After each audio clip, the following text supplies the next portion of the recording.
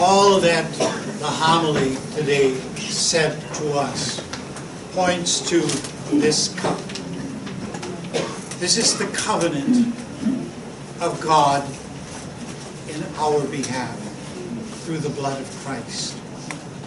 All that He did for us is herein provided.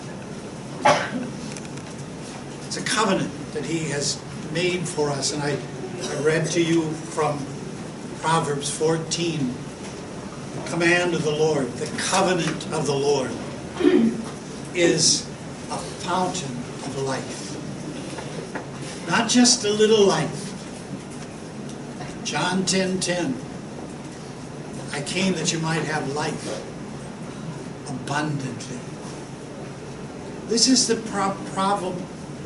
promise of God, the commitment of God. This is the covenant of Christ in our behalf. This is what the covenant says to us. A covenant in my blood. Not the blood of an animal. This is a divine covenant. Covenant of God with His people, to restore His people to the respect of the children of God. Being the children of God, we should be the elite of the world because we are His children. And He restores us to that in the covenant. A blessing from the heavenlies. Not just speaking forth, but it's all of heaven bringing forth its blessing here to us. It tells us this in Ephesians chapter 1. Blessed with every spiritual blessing in heaven. Every spiritual blessing in the heavenlies.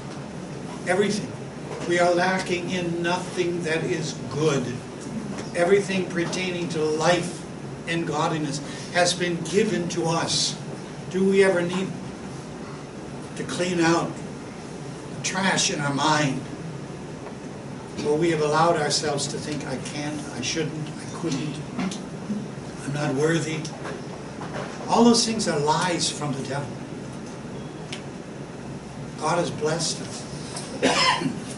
He has given to us much. We are children of the Father. Holy and blameless. Holy and blameless. Sometimes we don't feel that way.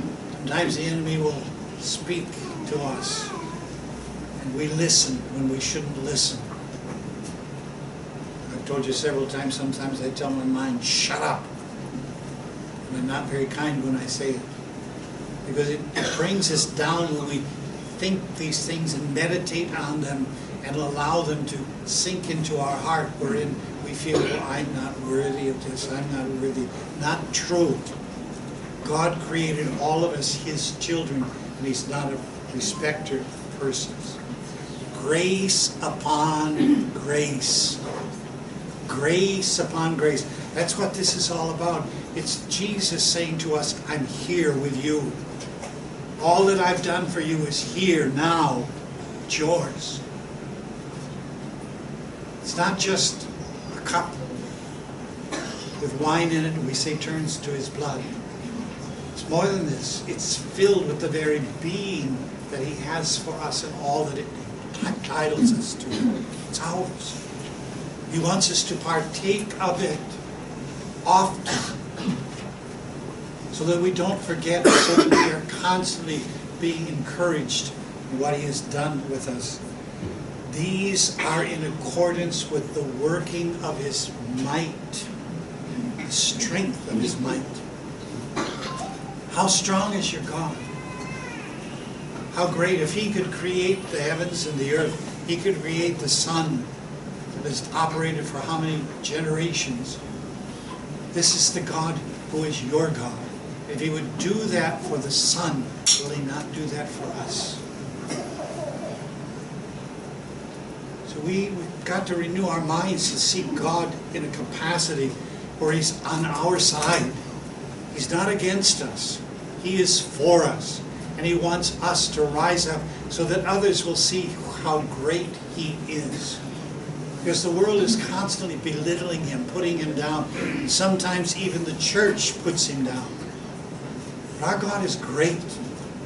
He's a lover. And what it said today in the scriptures, when he will be welcoming from any nation one whose heart is right and who does righteousness. This opens a door way beyond what we would comprehend and believe possible. But it also confirms what he says when he says, every knee will bow and every tongue will confess. The birth of Christ was a witness to us of God's use of others outside, at that time, the Jewish people. He brought in from the Arab countries the wise men to proclaim Christ coming and to let it be known he is the King of the Jews. The Jews didn't do this. It was outsiders. See, God's not limited. He's not limited to only those who are goodies. He can do it even for baddies. He can raise them up and cause them to be something that's well worthwhile. And so we must have this attitude when we come here. I'm being reminded that this is what I belong to. This is what is mine. This is what God has given to me. And it will work in me now. I don't have to wait until later. It's for now. The strength of the power and might of God at work in us. The greatness of God and the hope of God. Please stand.